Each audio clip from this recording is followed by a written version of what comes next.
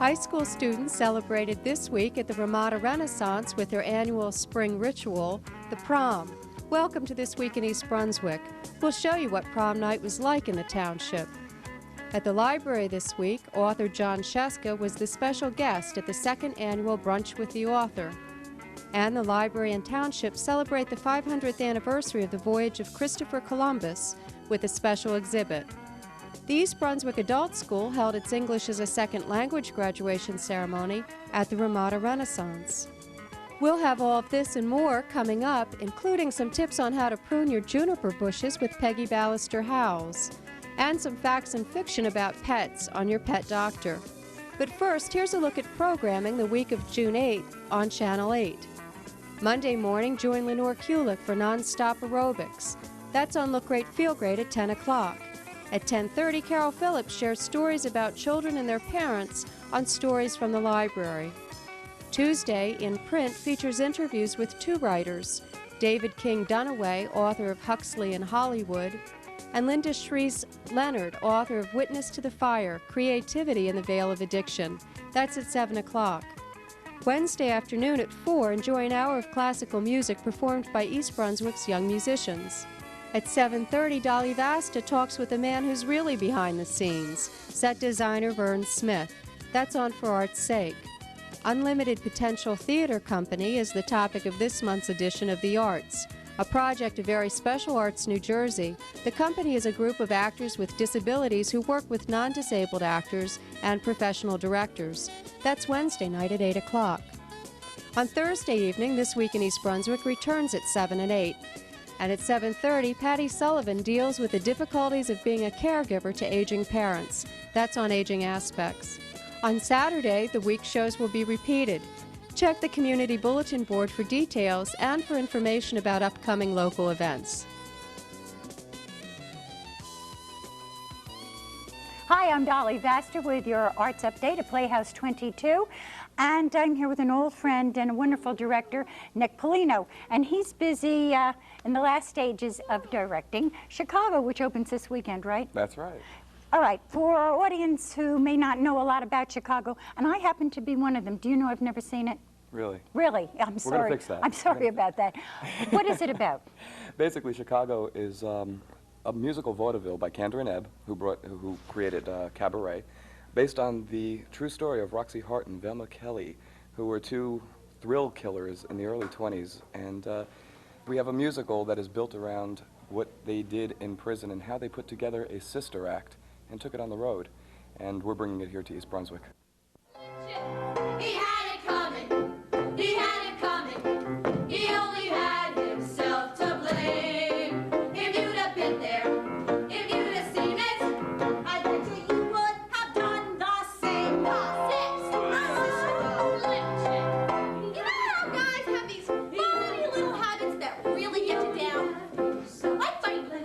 Bitey liked to chew gum. No, not chew. Ha! I bet you. Well, one day, I come home from work, but I'm real irritated, right? And I'm looking for some sympathy, and there's Bitey. He's lying on the couch, drinking beer and chewing gum. No, not chewing. Pop it. So I says to him, I says, Bitey, you pop that gum one more time. And he does. So I take the shotgun off the wall, and I fire 2 warning shots into his head. He had it coming. He had it coming. He only had himself to blame. If you'd have been there, if you'd have heard it, I bet you would have done the same. It opens this Friday, which is June the 5th. Right. And it runs Friday, Saturday night, Sunday matinees through the end of June. But we do have one on the 14th. Except Sunday for 14th. It's at 7:30. 7:30, that's right. And then there is going to be another special performance, which will be June 25th. And that's going to be for Nicholas Sorrentino Fund. And it's a wonderful benefit. And we're looking forward to that. That's right. Yeah. The crew is going to have a good time with that one. So don't forget, call 254-3939. That's Playhouse 22, and I'll be seeing you. And so will Nick. Thanks. The East Brunswick Public Library held its second annual Brunch with the Author with well-known writer John Sciescha. Sciescha is the author of the popular picture books The True Story of the Three Little Pigs and The Frog Prince Continued, and the fiction titles Night of the Kitchen Table and The Not So Jolly Roger. A former New York elementary school teacher, Sciescha came up with the idea for The True Story of the Three Little Pigs after he had rewritten fairy tales with his second grade class. But before I started writing, I had been teaching in New York City for about 5 years. I taught first grade for a little while. I had a second grade class for about 3 years. And I think those crazy guys are the ones who first gave me this kind of idea. Because you know what second graders are like, right? Strange, yeah. But I also grew up with 5 brothers, and I think maybe they had something to do with it too. And I used to watch Rocky and Bullwinkle all the time. A lot of other cartoons. So when I wrote the story, I thought, maybe we should let the wolf tell it. And then I was lucky enough to know this guy, Lane Smith. He's the guy who did all the paintings. He lives in New York also, and he works as an illustrator.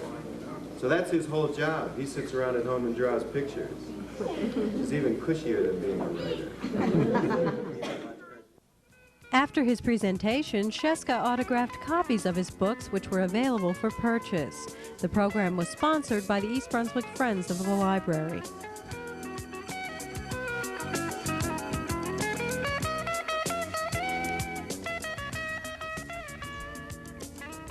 Hi, I'm Peggy Ballister-Howells. Welcome to Blooming Acres.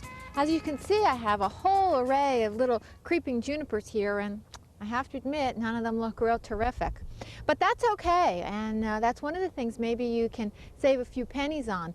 If the reason that the creeping junipers aren't doing so well is because they've been in their pots too long, then they can certainly be redeemed and brought back to life and looking nice and spiffy, and all they need is a little pruning, and maybe you can save a few dollars on them. What you do want to make sure is that the reason that they are deteriorating is because that they've been pot bound and not because they have any kind of diseases. It's also very often necessary in the spring to prune the junipers and to prune off the dead that may have happened during the winter. Now, junipers cannot be pruned back to dead wood because they will not have the ability to regenerate. Now you can see some of these branches like this one are really pretty far gone. So we're just going to take that off because that's really had it. But this part over here is all nice and lush still. So we want to prune off some of this dead material and see what we have left. Always, when really pruning just about anything, the first step is to prune off what's dead. Now see, you have to be very careful. See this branch here?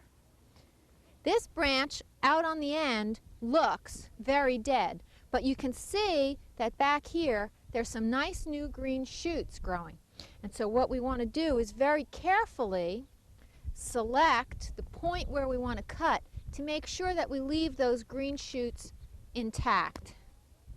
Now you see these little shoots here will all grow. Make sure you can see them. Will all grow and will help this little shrub fill out again. So you don't want to just randomly cut back. This is called selective pruning, and you want to really make sure that you know what you're cutting. Again, here's another one that has mostly dead on it, but is going to leave some nice green at the tip. Now let's take a look at some of these branches on this side. Now these all look pretty good. There's a branch down here that looks really very dead. And you can see that this tip is really not too good. And even in here, there's some green, but still some brown. But as you look further back, the branch really gets quite lush. So we want to take out even a little bit of the green. Here he goes in.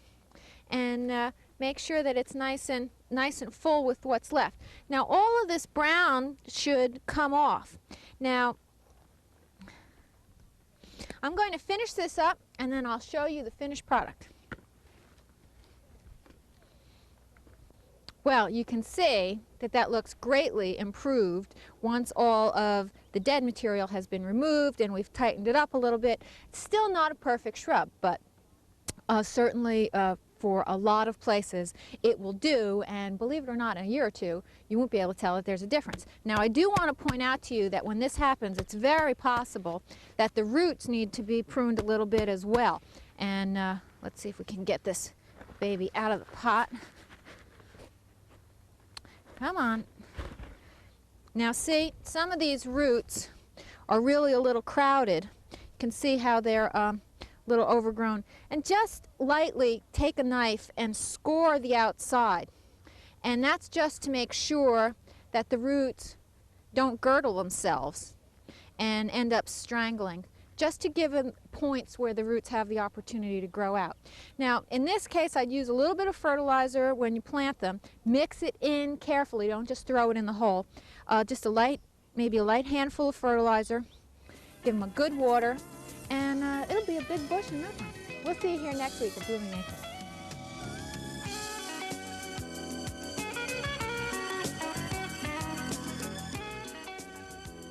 Hi, and welcome back once again to Your Pet Doctor.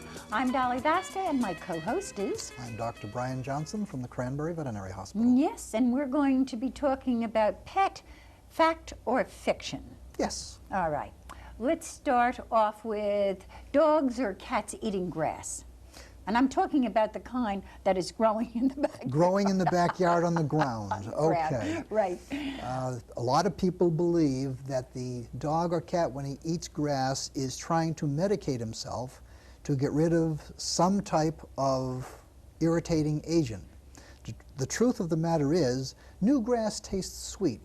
Just like when I was a young kid, I used to love little green apples. I'd eat them, I'd always get sick, and I'd always go back for more because I like little green apples.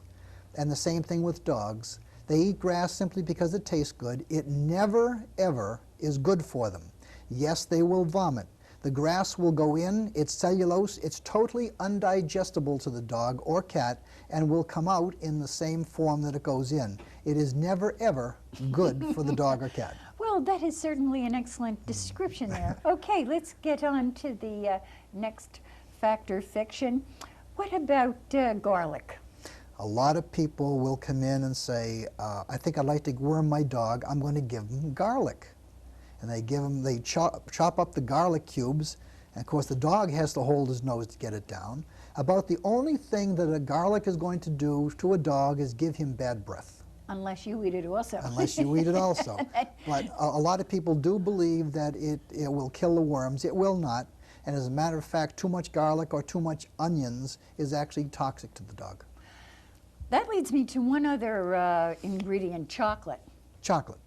People unfortunately use chocolate as a treat, even to this day. Chocolate contains thiobromine. Thiobromine is a chemical that is a heart stimulant. Particularly sensitive is the dog. In fact, if you remember, or if you know someone that has a heart condition, they're not allowed to use chocolate because it stimulates the heart. Dogs are the same way, and they are much, much more sensitive than a human being. Chocolate is actually poisonous to the dog. Should never, ever be used. So something our viewers should remember is to keep the kids' chocolate out of the dog's way. Yes, definitely. All right, let's go on to one more then. What about the old saying that a dog, now you and I argue about this every once in a while, that a dog misses its owners if they're parted from them for a while? They will miss them if they're boarded or if they go away. But especially in a boarding situation, the dog reacts and adjusts almost immediately. Within 15 minutes, there's enough new sounds, new interest. The dog does beautifully. Almost any time a dog and its owner is separated, the dog will do better than the owner. The person realizes that there's going to be a time separation, but the dog does not. He just went someplace else for a little while. And if they're gone for a little while, they adjust beautifully, they're interested in their surroundings, and as long as there's activity, there's people around, the dogs adjust better than the people. Do dogs have a sense of time? Yes, they have a much better internal clock than you do. And if you don't believe that, try to sleep in some morning when the dogs usually get up at 7 o'clock. If I've tried that, I have a big thump on my bed as my Doberman hits the bed with a paw and says, it's time to get up. Yes. They have and not only a daily time. I had a dog once that every Saturday I would take him out for a treat. And if I tried to sleep in on a Saturday, the dog let me know. They not only have a daily calendar, they have a weekly calendar, which is extremely accurate. All right. I guess that's, I'm getting this, which means you're off. So I hope you enjoyed. We'll see you all again next week. 1992 marks the 500th anniversary of Christopher Columbus's voyage to the New World and the discovery of America. The library and township are celebrating with an exhibit on the library walls throughout June. The display is on loan from the Institute of Graphic Arts in New York. The exhibit starts with the most significant dates in the life of Columbus. It consists of reproductions of the principal Columbian archival documents preserved in the State Archives of Genoa, Savannah, and in Palazzo Tavesi in Genoa. The East Brunswick Division of Recreation, the East Brunswick Historical Society, and the library coordinated and sponsored the exhibit and the celebration. A reception was held on Sunday in honor of the exhibit's opening.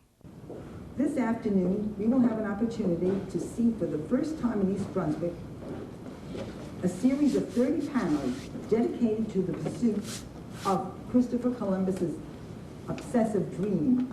It will deal with his heritage in Genoa, his early voyages as a seaman, and culminated in his most unusual voyage and arrival on a continent heretofore unknown to Europeans.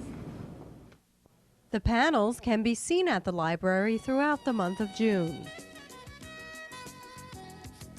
Hi, I'm Amy Fisher, and today I'm at the Ramada Renaissance Hotel with Dr. Phyllis Klugerman, our Director of Adult and Continuing Education, and Kathy Woody, who's the Director of Human Resources at the hotel.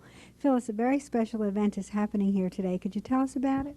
Yes, we're celebrating the graduation of our first 10 students in our adult literacy program. This is the first on-site work literacy program that we've been running. And it's been for hotel employees? That's right. It's for the housekeeping department. Kathy, how did this all get started? Last summer, I got a call from Phyllis letting me know about some of the township's programs. We got together and we discovered that there's a great need here in the hotel, and it was definitely mutually beneficial. So we put together a program. Phyllis went through the hotel, the job, and tailored the program to job-specific information, as well as information they could use personally, and it's been a great success. Kathy, what kind of feedback have you had from the people who have been enrolled in this? Excellent feedback, so much so that some of them have taken it upon themselves to enroll in the night class on their own with their friends and their family, as well as I've been approached by employees from all departments. They want to know how they can get into the English class. This particular group wants to know if they're going to be able to continue again in September. So it's excellent, and everybody's really excited about it. This class not end because many people need to learn English to live and work in America. Thank you.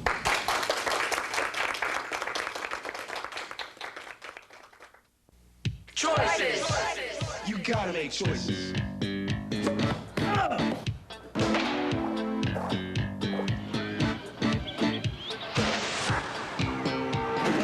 Hey kid, you wanna fly? You gotta buy.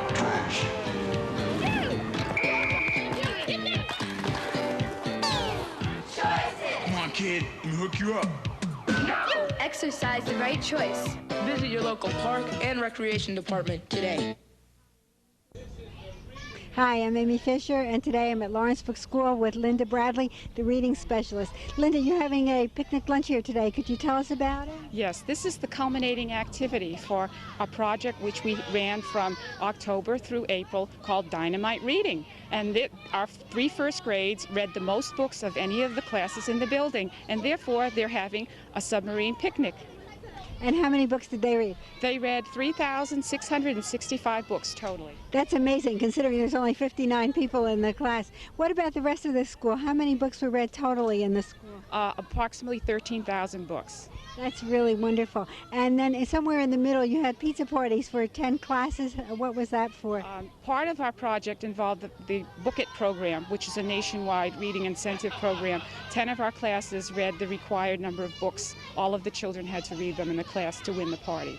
Are you going to have programs similar to this next year? Yes, Mr. LaRosse and I are working on something similar to this, and hopefully it will be even bigger and better. Great. Well, thank you very much. Thank you.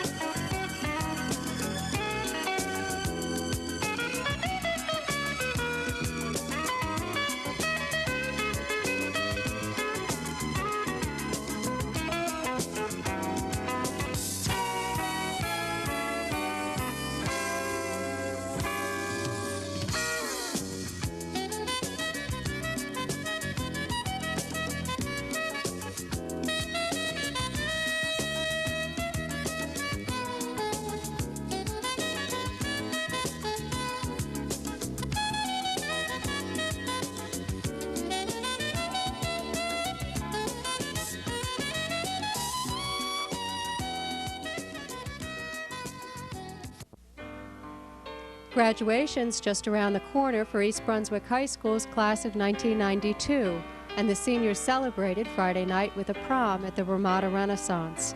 The prom theme was Kenny Rogers, Through the Years. Graduation will be held on Tuesday evening, June 23rd, at the Rutgers Athletic Center in Piscataway. For anyone but you, I swear we've been through everything there is. Can't imagine anything we've missed. Can't imagine anything the two of us can't do. Through the years, you've never let me down. You've turned my life around. The sweetest days I've found with you. Through the years, I've never been afraid. I've loved the life we've made, and I'm so glad I stayed right here with you through the years.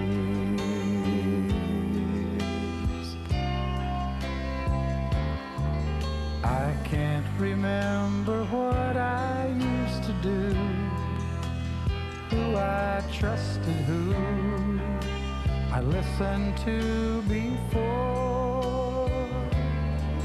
I swear you've taught me everything I know. Can't imagine needing someone so, but through the years it seems to me I need you more and more. Through the years, through all the good and bad, I know how much we had. I've always been so glad to be with you. Through the years, it's better every day. You've kissed my tears away. As long as it's okay, I'll stay with you. Through the years.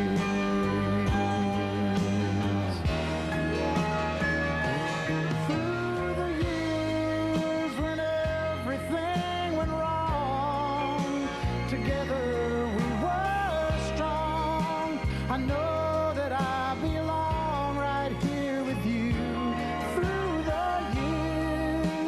never